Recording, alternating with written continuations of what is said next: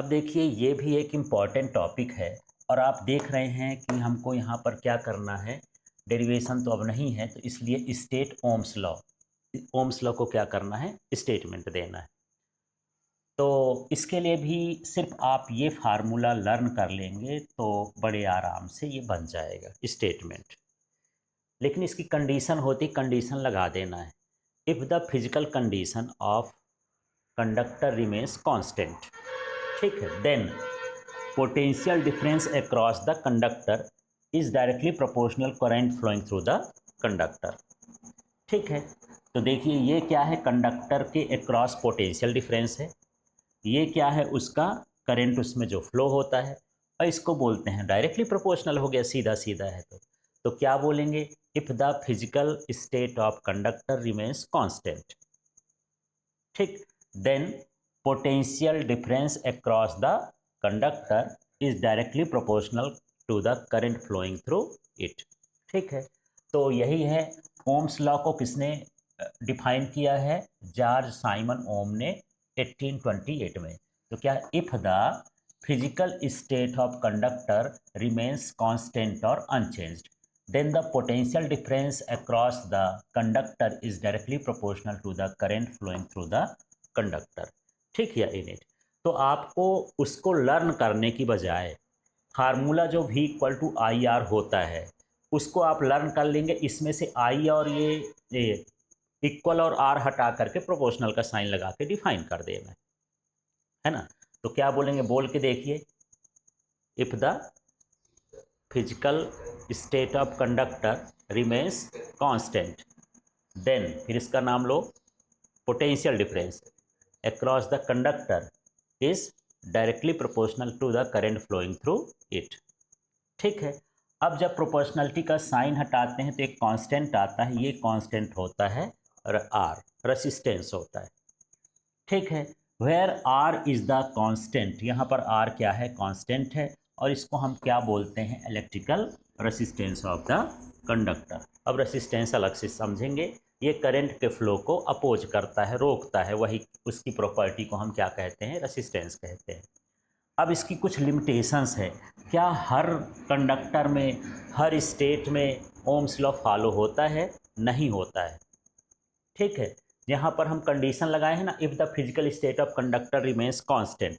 अब physical state का मतलब है टेम्परेचर मस्ट बी कांस्टेंट। जो हम कंडक्टर ले रहे हैं उसका टेम्परेचर चेंज नहीं होना चाहिए, एक ही टेम्परेचर पर हम देखें तो इसका मतलब सीधा है, यदि मैं 20 वोल्ट लगाता हूँ तो 2 एम्पियर करंट होता है, 30 वोल्ट लगाता हूँ तो 3 एम्पियर होता है, 40 वोल्ट लगाता हूँ तो 4 एम्पियर। जैसे जैसे वोल्टेज को हम इंक्रीज कर रहे हैं उसी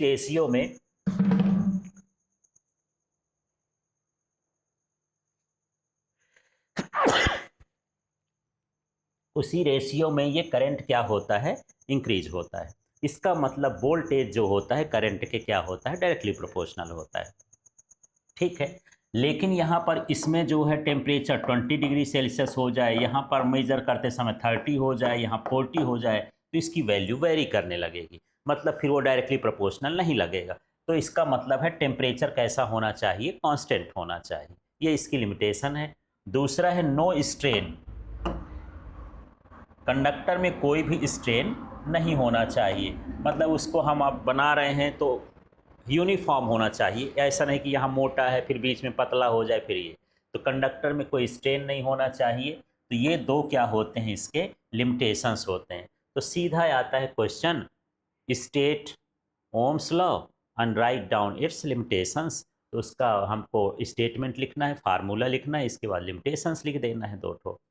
ठीक है, अब ये जो ओम्स लॉ है ये किसके लिए सिर्फ वैलिड होता है, मेटलिक कंडक्टर के लिए। दूसरे कंडक्टर होते हैं जैसे मान लो सेमी कंडक्टर हो जाएं, इलेक्ट्रोलाइट्स हो जाएं, उनके लिए ओबे नहीं करता है।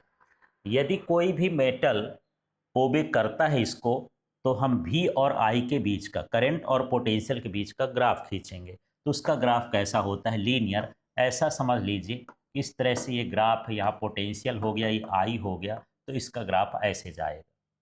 ठीक, मानिए ओम्स लॉ को फॉलो करता है। तो कभी कभी पूछ देता है जो ओमिक कंडक्टर होते हैं, ओम्स लॉ को फॉलो करते हैं, उनके लिए जो ग्राफ होता है कैसा होता है, तो ग्राफ कैसा होता है, लीनियर होता है।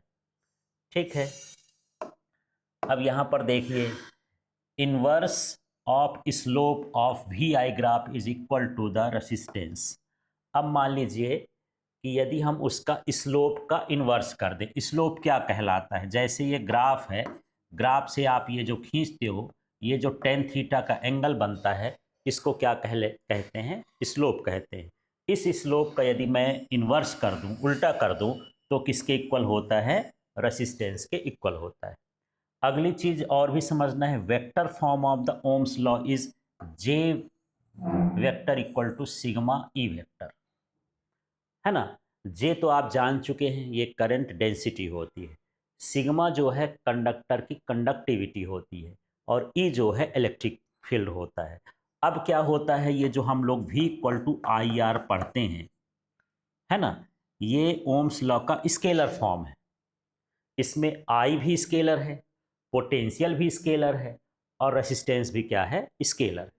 ठीक है, लेकिन यहाँ पर करंट डेंसिटी क्या होती है, वेक्टर, इलेक्ट्रिक फील्ड क्या होता है, वेक्टर। तो ये भी ओम्स लॉ है, ये भी ओम्स लॉ है, तो ये स्केलर फॉर्म है, और ये इसका कौन सा फॉर्म हो गया, वेक्टर फॉर्म हो गया। तो यहाँ भी टेस्ट हो जाता है, write down the vector form of Ohm's law. तो केवल फार्मूला लिख देना है, J vector equal to sigma E vector, where करके लिख सकते हो, where J equal to current density, sigma equal to conductivity, and E equal to electric field हो गया। और इसका जो स्केलर फॉर्म है वो क्या होता है, V equal to I R. I आप कैपिटल स्मॉल कुछ भी लिख सकते हैं, यहाँ पर मैंने इसलिए स्मॉल लिख दिया है कि आई बनाओ तो इसमें L जैसे दिखने लगता है। ठीक है, ऐसे। It is not a universal law, ये कोई यूनिवर्सल लॉ नहीं है। यूनिवर्सल ये होता है जो हर कंडीशन में, हर स्टेट में फॉलो होता है।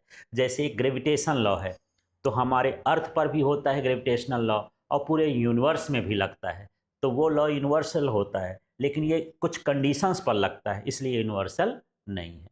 ठीक है, क्लियर हो गया।